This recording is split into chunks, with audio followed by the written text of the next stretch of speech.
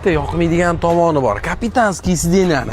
Yoningizda o'tirgan odam bilan uzoqda o'tirasiz. To'g'ri, begonaroq odam bo'lsa yaxshi, lekin semeyniy keling bilan ketayotganda uzoq o'tirish noqulay. Shuni yechimini qilishga bitta ham knopkani bossak, bundoq yonlariga surilib olasiz. Keyin orqada oqib olib, gaplashib ketasizda. Semeyniyga boshish keladi varianti. Sideniyalari shu darajada yumshoq, ishoning, kelib o'tirsangiz ham his qilib ko'rasiz.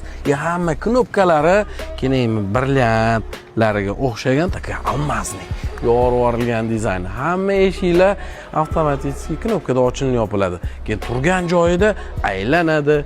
Unga chapga kirabga o'xshab ham yurib beradi. Oho, 9-seriya mashinalarning eng navorotlardan Denza N9.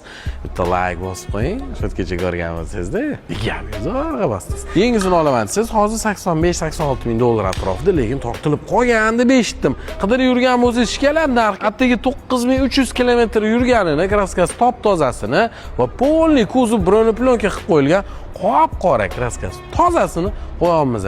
Srochniga 74.900 ga hozir telefon qilib barga qo'yadigan joy. Ya'ni bu narxga bunaqa navorot mashinalar turmaydi.